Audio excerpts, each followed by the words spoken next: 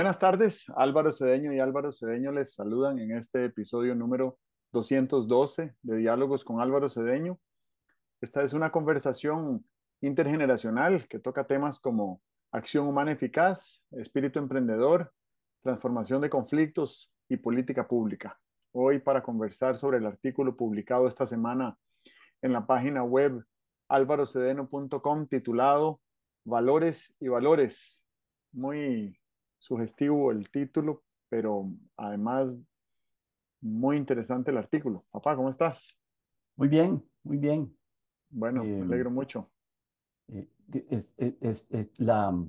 la comunicación escrita tiene sus problemas. Cuando uno quiere decir valores y valores, pues cuando lo hace verbalmente, puede decir, vamos a hablar de valores y de valores. Y eso sí se entiende, pero no hay forma de escribir eso.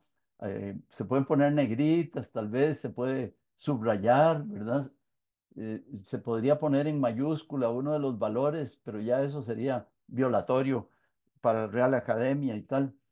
Pero el cuento es interesante, ¿verdad? El cuento es la distinción que hay entre, por ejemplo, un valor, digamos, un certificado de depósito o una acción en una empresa o un bono de gobierno y un valor que es una noción de lo deseable, una noción de lo que sería bueno y tal, ¿verdad?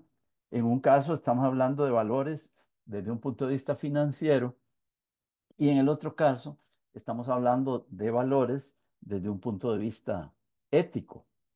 Pero el artículo se refiere a la confluencia de esas dos campos de acción, ¿verdad? Porque resulta que hay una entidad que está abogando, se diría, ¿verdad? Está abogando por que inversionistas que compran valores, como por ejemplo acciones en las empresas, se apeguen a valores éticos y toman dos focos de acción que a mí me llamó la atención porque son bien interesantes, bien interesantes. Uno de los focos de acción es que inversionistas, especialmente, supongo que el grupo meta de ellos son los inversionistas macro, ¿verdad? Digamos, los fondos de pensiones. Imagínate lo que es un fondo de pensiones como el de Costa Rica, que invierta en acciones y conseguir que ese fondo de pensiones se apegue a un par de valores o se apegue, se dedique a favorecer la inversión en empresas que sigan dos normas importantes que ellos patrocinan. Una de las normas, y me parece interesantísimo, una de las normas es la de incentivar la inversión de estos inversionistas en empresas que siendo empresas productoras de carne animal, no estén en el comportamiento de utilizar fármacos, antibióticos, etcétera, que promueven el crecimiento o la salud animal, etcétera, pero que a la vez están provocando una disminución de la resistencia antibacterial, antimicrobial, dicen ellos, ¿verdad? De los seres humanos, que cuando uno se come una pata de pollo eh, cargada de antibióticos, de una cierta manera se está haciendo menos resistente a las infecciones bacterianas del futuro, ¿verdad? Y eso me parece que es un propósito bien valioso desde el punto de vista del bien común. La otra gran inquietud de estas empresas o propósito es incentivar a los inversionistas a que inviertan solo en empresas que paguen salarios dignos. Salario digno, en inglés se dice living wage, ¿verdad? Eh, ¿Cómo se traduciría eso? Como un salario que te atienda las necesidades esenciales de la vida, ¿verdad? Sí, no es un salario para para poder viajar, no es un salario para poder tener un auto eléctrico, no es un salario para poder ir a conciertos muy populares en el Estadio Nacional, ¿no? Es un salario para que puedas, pues, comer. Sí, antes decíamos 3 veces al día, pero ahora hay gente que aún pudiendo no come 3 veces al día. Bueno, que pueda alimentarse, que pueda atender sus necesidades de alojamiento y de vestuario. Por ahí andaría un salario digno, ¿verdad? Y bueno, dejémoslo ahí. Ujú. Muy bien, lo primero que me viene a la mente es esta confluencia que llamas entre lo financiero y lo ético. Es interesante porque a mí que me gusta explorar convergencias entre entes disímiles en la búsqueda de enriquecimiento mutuo, no, no había, no había conectado con esta relación entre lo financiero y lo ético y lo que podría surgir de ello. Me parece que son caras de la misma moneda. No sé si alguna vez has escuchado, bueno, vamos a ver, todos hemos escuchado el concepto de plan B, ¿verdad? Uno dice, bueno, este es mi plan. Ah, y si no funciona su plan, ¿cuál es su plan B? Bueno, mi plan B sería tal y tal cosa. Entonces ahí uno elabora un plan B. Pero en materia ecológica no existe un planeta B. Ujú, Entonces, si ujú. falla este planeta, eh, pues falla para todos, no falla solo para los vulnerables, o mejor dicho, la vulnerabilidad es bastante unificada, estandarizada entre todas las formas de vida. Pues hay unas formas de vida más o menos resilientes, eh, más o menos adaptables. El ser humano, por supuesto, es una de las más adaptables, pero no es inmune a las vulnerabilidades que atentan contra las condiciones que sostienen la vida en el planeta. En estos últimos meses he estado leyendo con mi hija de 10 años una edición ilustrada de Sapiens de Harari. Ujú. Y esta semana hemos estado leyendo varias historias dentro del libro sobre procesos documentados de degradación ecológica en las que ha incursionado nuestra especie decenas de miles de años atrás. A pesar de que ni siquiera conocíamos el fuego, Claro. fuimos capaces a lo largo de miles de años de exterminar especies completas, cientos de especies completas, hasta donde tenemos capacidad hasta donde tenemos evidencia científica. Deben haber sido muchas más, ¿verdad? Y entonces me pongo a pensar que esa falta de pensamiento sistémico es bastante, es bastante patológico, no patológico no es la palabra, es bastante característico de nuestra especie. Nosotros no tenemos la capacidad innata, genéticamente no estamos programados para entender qué es lo que más le conviene al sistema, al ecosistema.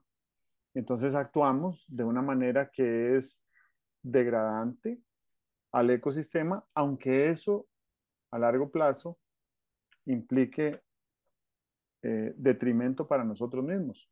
No nos importa o no lo sabemos, pero en este momento no nos sirve argumentar que no lo sabemos, entonces diría que no nos importa. Lo siguiente es que hablas de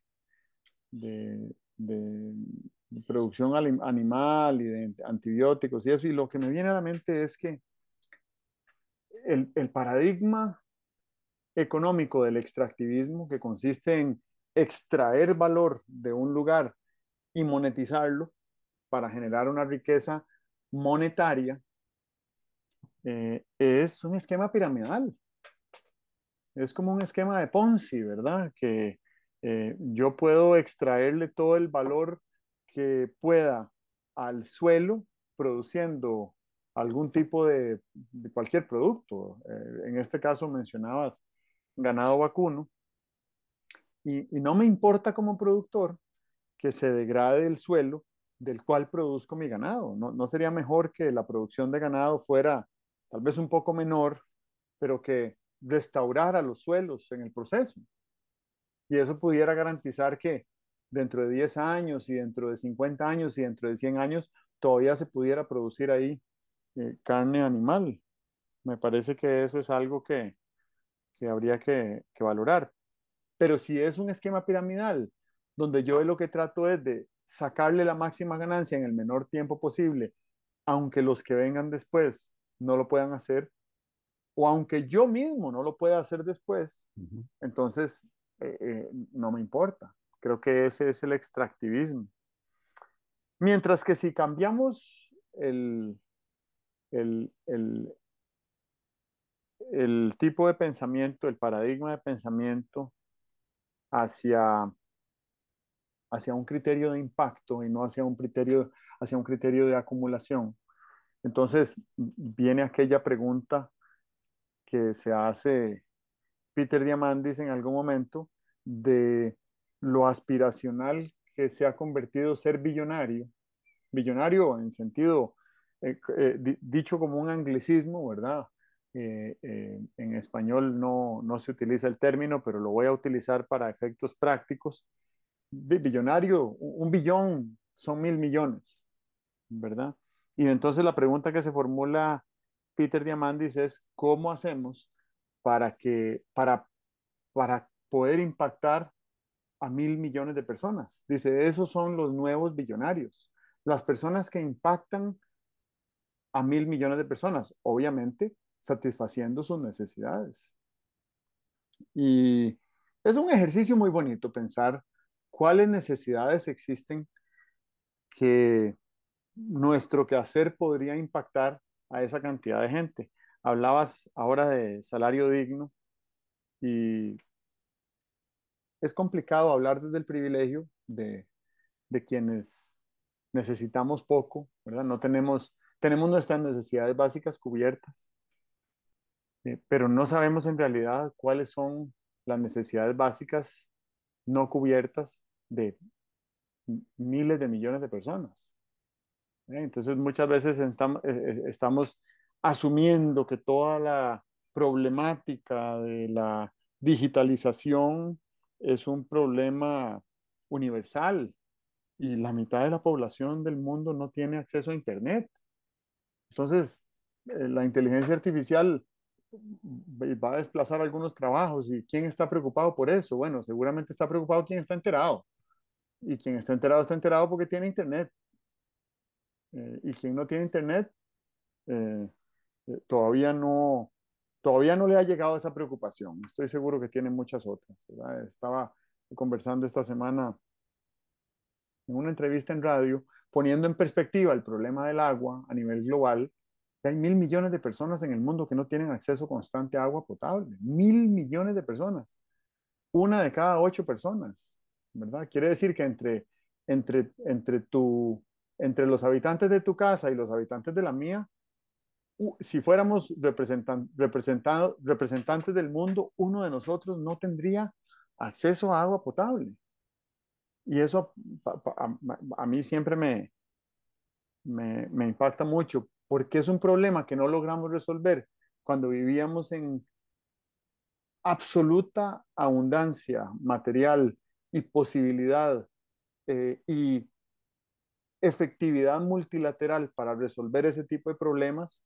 Y ahora que estamos en una crisis, emergencia climática, con tensiones geopolíticas, ineficacia casi absoluta de la multilateralidad, eh, esos problemas solo tenderán a agravarse, ¿verdad? El agravamiento de esos problemas lo que va a hacer es que probablemente va a impulsar aún más las migraciones climáticas. Pero bueno, me estoy saliendo del tema. Lo que quiero es volver a esta noción de que si no tenemos una claridad ética sobre nuestro quehacer, no vamos a tener, no va a haber valor financiero que se sostenga, ¿verdad?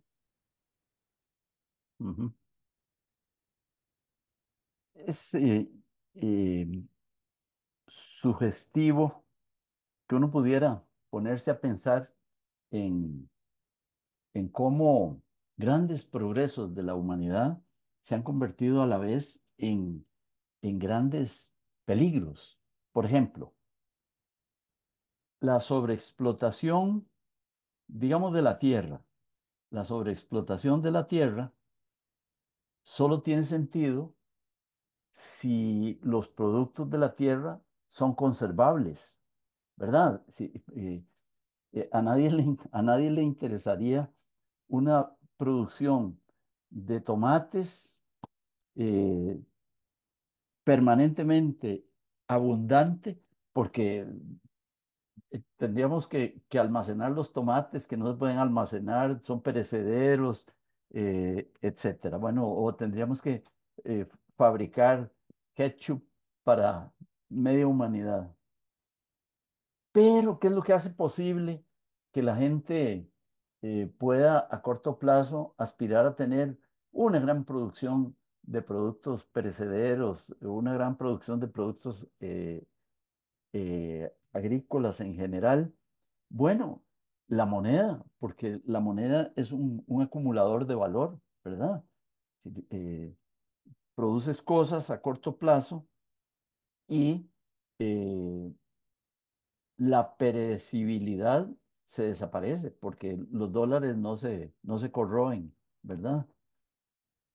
La moneda, que fue un paso adelante para la humanidad, incluso nos impide algo que era en culturas antiguas, era muy utilizado. Yo no me acuerdo cómo se llamaba el descanso de la tierra que estaba prescrito ya en los libros santos de los judíos. Yo no me acuerdo si se llamaba año sabático, creo que por ahí andaba el nombre de año sabático, ¿verdad? Porque ahí sí que había la sensación de, bueno, esto que estoy produciendo, el año pasado produje tanto y tuve dificultades para venderlo por el precio y tal y cual. Entonces, vale la pena no regirse solamente por el cortoplacismo, sino regirse por un largoplacismo, o ¿cómo le llamaríamos? Un sabioplacismo, ¿verdad? Vamos a jugar en plazos, pero no corto plazo, largo plazo, sino que vamos a jugar en plazos haciendo el manejo del plazo lo más sabio posible. Y lo más sabio posible para ciertas tierras, con ciertos cultivos, etcétera, es descansar la tierra, ponerla en lo que se llamaba barbecho, ¿verdad? Poner la tierra en barbecho. Porque yo siento que el, el gran interés de muchas empresas que las lleva en busca de valores financieros, las lleva a las cercanías de la extinción de los valores éticos, el gran incentivo, pues es la utilidad. Y en eso incluso se apoyan en la teoría económica, ¿verdad? La teoría económica te explica que la conducta adecuada de una empresa es maximizar las utilidades. Y eso, a la vista de los recursos actuales, de la perecibilidad de recursos, de la perecibilidad definitiva de ciertos recursos, ¿verdad? Atmósfera, imagínate atmósfera, y somos explotadores de petróleo o fabricantes de automóviles y nos va muy bien y no tenemos forma de decir, hombre, pero estamos cargándonos la atmósfera, ¿verdad? No sé cuál será el pensamiento a largo plazo.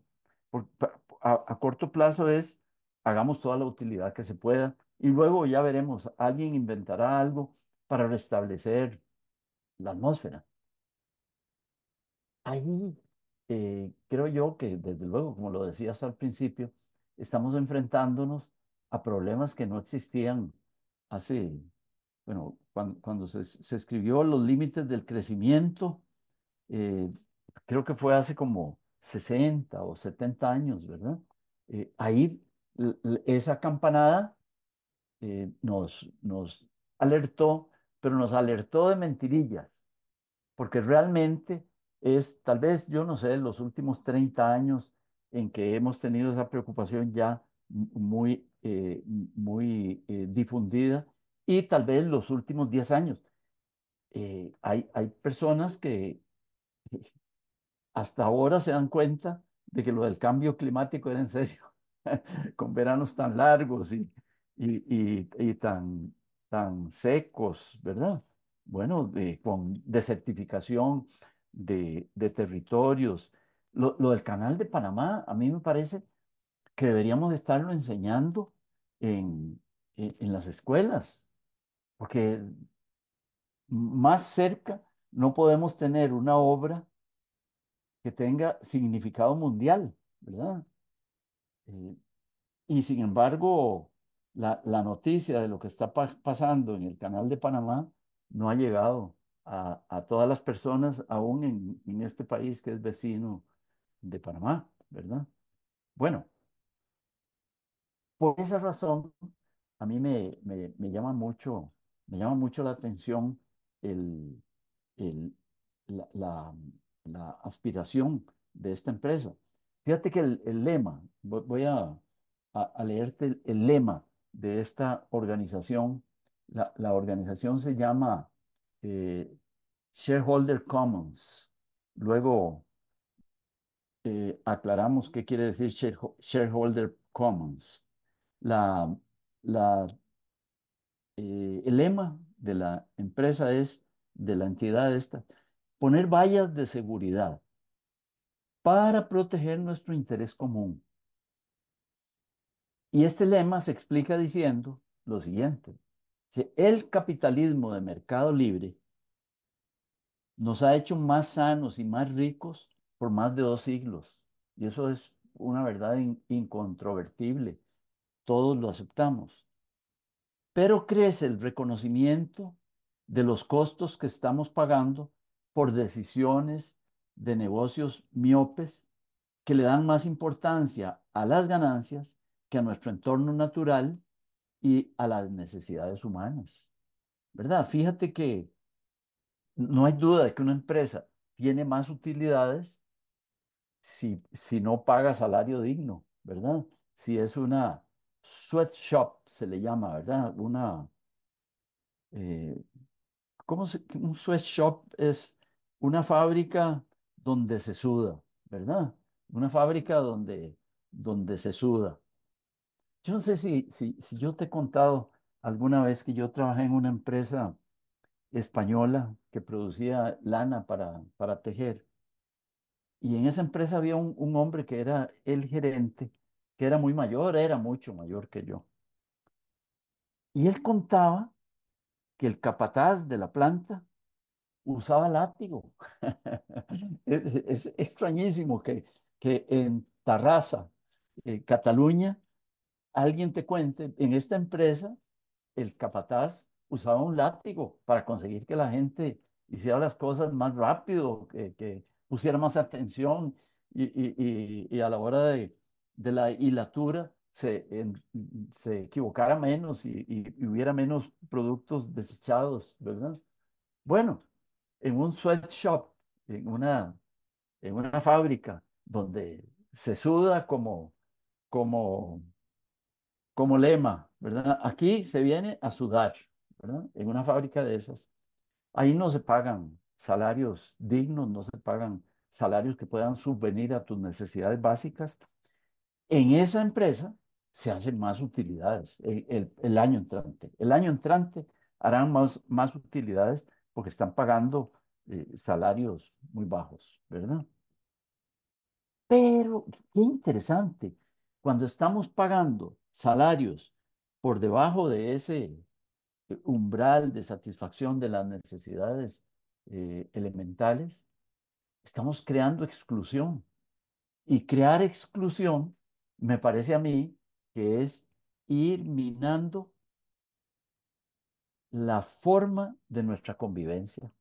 Estamos produciéndole al ecosistema de nuestra convivencia un daño eh, irreparable para, para el futuro, porque no se puede vivir con seguridad y con confort en una sociedad que vaya teniendo grandes cantidades de excluidos, ¿verdad?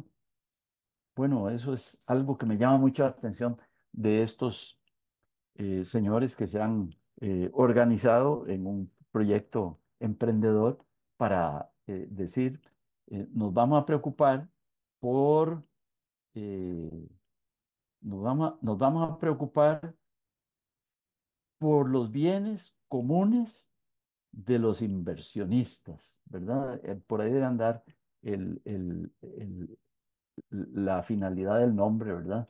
Shareholders Commons, ¿verdad? Commons, lo que es de todos, como el Golfo de Nicoya, que es de todos nosotros, y el que hace pesca de arrastre, de alguna manera eh, ilícita o lícitamente, está perjudicando lo que es de todos los pescadores, y finalmente lo que es de todos, aún de los meseteros, que no tenemos ni idea de cómo sacar un barbudo de un río, ¿verdad? Eh, ¿Por qué está perjudicando nuestros commons? Hombre, porque desde luego, si baja si baja eh, la vida en el Golfo de Nicoya, todos los que comemos cosas que proceden del Golfo de Nicoya tendremos que pagar la fiesta. Se pondrán más caros los, la macarela, y se pondrá más cara la corvina, y seguirán desapareciendo otras especies, como prácticamente ya han desaparecido las chuchecas.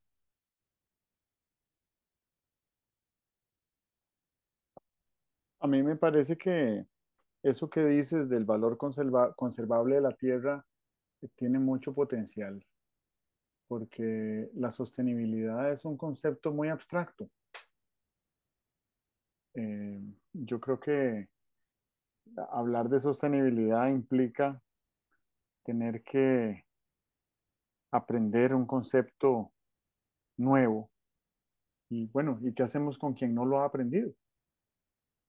Mm, hablábamos hace un ratito de extractivismo, y yo me anoté por acá actitud extractivista. Yo no creo que ninguna persona en el mundo piense como el ecoloco, voy a arrasar con todo y a mí qué me importa. Yo no creo que nadie piense así. Yo creo que todas las personas eh, aprecian un atardecer y aprecian una sombra de un árbol y aprecian una fruta en el campo y aprecian un manantial de agua limpia. Yo creo que eso está dado en nosotros como especie, pero en la lógica extractivista piramidal que mencionaba hace un rato en mi intervención anterior, me parece que haber diagnosticado y haber comunicado el problema del calentamiento global y el cambio climático como lo hemos hecho, ha puesto en alerta a muchas personas cuya actitud extractivista los ha hecho acelerar el proceso de extracción, por si acaso después no se puede, ¿verdad? Ha acelerado la dinámica piramidal y la ha verticalizado. Y la verticalización de la pirámide la podemos ver en la agudísima polarización económica. De nuevo cito a Harari, que lo estaba leyendo esta semana, pero no importa. La versión de Harari, habría que buscar la estadística más actualizada porque este libro debe tener ya unos 3 años de antigüedad. ¿Cuánta de la riqueza que se ha generado, nueva riqueza que se ha generado en el mundo desde que empezó la pandemia, se ha acumulado en el 1% o en el 0,1% de la población? Es un número, es exagerado, pero más o menos es como 85% de la nueva riqueza se ha acumulado en el 1% de la población y el otro 15% se ha distribuido en el restante 99% de la población, ¿verdad? Entonces, yo creo que esa polarización, vamos a ver, hace 100 años todos éramos pobres, o quienes vivían en esa época éramos parecidos en términos de pobreza, y quienes tenían más recursos invertían, ¿verdad? La historia muy linda, por lo menos la versión romántica que yo conozco de la oligarquía cafetalera costarricense era que esas familias que tenían muchísimo poder porque tenían tierras y producían café y exportaban y generaban enorme riqueza y mandaban a sus hijos a estudiar a Europa, también creaban impuestos para ellos mismos, para pagar dinero y que el Estado tuviera con qué hacer parques, iglesias, escuelas. ¿Cuándo se ha visto eso? ¿A dónde se ha visto eso? Bueno, así era la Costa Rica del siglo XIX, ¿verdad? De mediados del siglo XIX. Eh, ¿Cuál sería el equivalente hoy en día a que las familias más adineradas del país promovieran la creación de nuevos impuestos para lo que sea? Yo entiendo, perfectamente entiendo, y soy crítico también a la innecesaria intervención de un Estado innecesariamente grande, que además tiene mecanismos de crecimiento que es como tener a un ser humano en engorde. ¿A cuál ser humano que no sea un luchador de sumo le gustaría estar en un programa de engorde? Y a veces me parece que nuestro Estado y sus instituciones han venido creando mecanismos, por la razón que sea, eso no lo voy a someter a discusión, pero han creado mecanismos para mantenerse de manera continua en fase de engorde. Entonces entiendo la resistencia que hay en algunas personas a, a pagar impuestos. Prefieren pagar ese mismo dinero o más en abogados y contadores para crear subterfugios eh, legales para eludir impuestos que pagar los impuestos. Es un poco paradójico, ¿verdad? Es como, con tal de no ayudar a que se engorde el Estado, prefiero no pagar mis impuestos, aunque esos impuestos podrían utilizarse para darle de comer a un niño en una escuela rural que ese es el único tiempo de comida que va a tener en su día. Y entonces vuelvo al tema del valor conservable de la tierra y eso siento que hoy en la noche, en la cena de cualquier hogar, si se sometiera a discusión cuál es el valor conservable de la tierra, sería una discusión muy enriquecedora, porque creo que nadie tiene la verdad absoluta y creo que se presta para la subjetividad de quienes quieren que lo que se aprecie de la tierra sea el derecho a cielos despejados y con baja luminosidad para poder ver las estrellas. Eso es lo que se llama astroturismo. Y mi buen amigo y mentor Marco Vinicio Ruiz es el representante de una fundación europea que se llama la Fundación Luz de Estrellas, que lo que aboga es precisamente por cielos despejados de noche con poca luminosidad para poder apreciar y fotografiar el cosmos. Eh, yo diría que él, en la cena de hoy en la noche, diría que ese es un valor conservable de la Tierra. Sí podríamos conservar la oscuridad de noche en el planeta. No parecería tan difícil. Eh, y tal vez sería diferente a lo que tú apreciarías como valor conservable de la Tierra y lo que mi hija, ¿verdad? Luego hablas de, ya se me olvidó el nombre que dijiste, pero yo anoté otro que me surgió de lo que dijiste, que es el ecoplasismo. ¿Cuál fue el que dijiste tú? Cortoplacismo. No, pero habías dicho cortoplacismo y después dijiste, dijiste sapioplasismo. Ah, sa- sa- sí, sí, sí. Ok, Ujú. sapioplasismo, digamos, yo anoté ecoplasismo. Es que ando en estos días reflexionando sobre el hecho de que, bueno, el tiempo es un constructo humano, ¿verdad? El tiempo es arbitrario. eh, eh, y, y en realidad uno se pone a pensar, ¿cómo son los tiempos de un castor? ¿O cómo son los tiempos de un elefante? ¿O cómo son los tiempos de un yigüirro? Sí, tienen diferentes actividades en diferentes épocas del año, pero no están pendientes del tiempo. Eh, y el ser humano vive tan esclavizado a ese invento que es el tiempo, que si te pones a ver, el tiempo interfiere en tantas cosas que hacemos. ¿Cómo sería nuestra vida si, si no fuéramos tan dependientes del tiempo? Entonces, así como el tiempo es arbitrario, yo me pregunto, ¿cuáles son los tiempos de la naturaleza? Y los tiempos de la naturaleza eh, son diferentes a los tiempos arbitrarios que ha asumido el ser humano. Si recuerdas aquella distinción que tenían los griegos, supongo que todavía la tienen, entre el cronos y el kairos, ¿verdad? El cronos es el tiempo medido de manera objetiva con un reloj, con un cronómetro, que es ese tiempo esclavizante, y el kairos que es el tiempo subjetivo, ¿verdad? Esa sensación de que el tiempo no ha pasado, esa sensación de que ha pasado mucho tiempo y han sido solo 5 minutos, ¿verdad?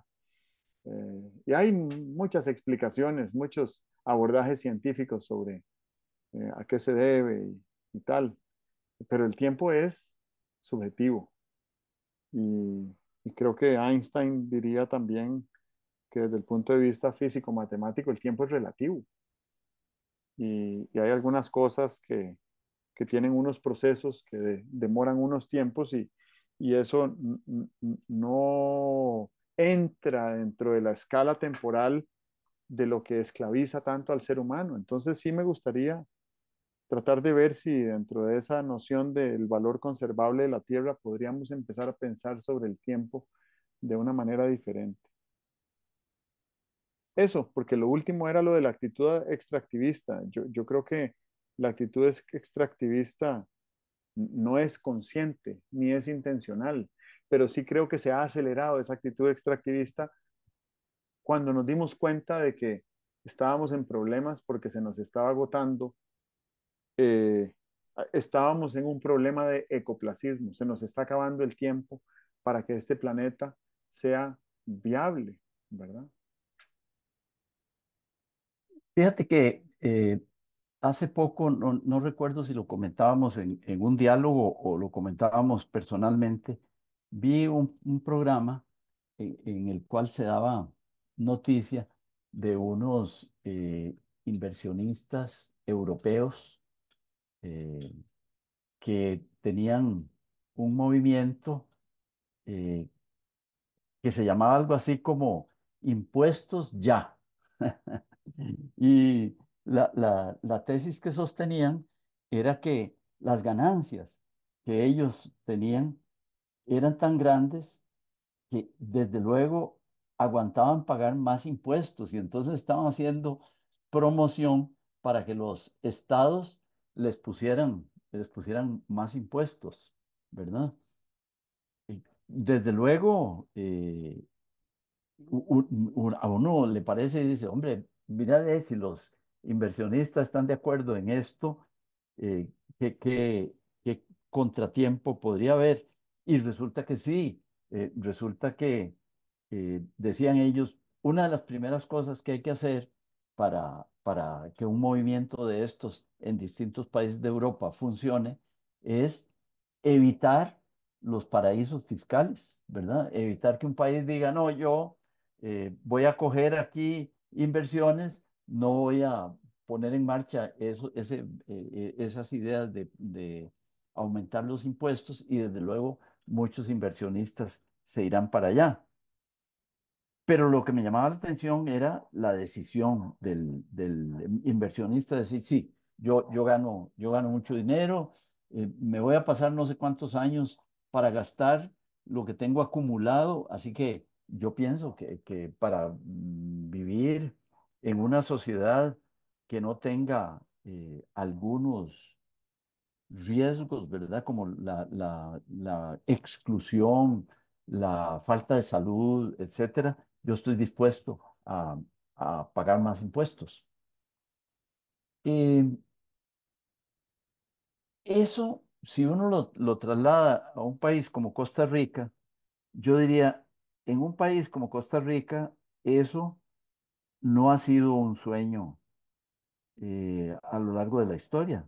O sea, que teníamos y tenemos una clase empresarial que está dispuesta a aceptar elevaciones de impuestos. Bueno, la gran elevación de impuestos de la reforma social del 43, pero yo supongo que muchos inversionistas, propietarios y tal y cual, les pareció fuerte la cosa, pero no. No la resistieron, ¿verdad? Por lo menos no se resistieron hasta un punto de resistencia muy elevado. Eh, don Pepe contaba que cuando ya había eh, triunfado en Cartago en la revolución, lo fueron a ver algunas personas para sondearlo y proponerle cosas como que echara para atrás las reformas sociales del doctor Calderón Guardia. Eh, Debe haber propietarios con esa concepción, pero yo creo que este país ha sido un país donde ha habido la apertura política y ética para hacer reformas que perjudican el interés de corto plazo de las empresas. En la gran reforma que propulsó eh, don Carlos Alvarado, a mí me parece que mucha de la oposición no venía de los empresarios, a pesar de que eso implicaba un cambio sustancial en los impuestos. No venía la oposición de los empresarios, ¿verdad? Venía de otros grupos con intereses creados, ¿verdad? Yo siempre pienso que en Costa Rica existe suficiente madurez empresarial como para esperar que cosas como lo que hubiera que hacer con el cambio climático, lo que hubiera que hacer para combatir la exclusión, lo que habrá que hacer para reforzar la seguridad social, etcétera, no encontraría esa oposición que sabemos que ocurre en otros países, ¿verdad? Así que yo soy optimista en cuanto a la expectativa de que ideas como estas que estamos comentando y otras que sin duda irán surgiendo, mira, que encuentren terreno propicio en Costa Rica. A mí me llaman mucho la atención los movimientos que están surgiendo en el mundo, por ejemplo, de la nueva economía, ¿verdad? La nueva economía y uno se imagina que va a ir a ver ahí unas cosas que violen eh, reglas, reglas analíticas de la teoría económica.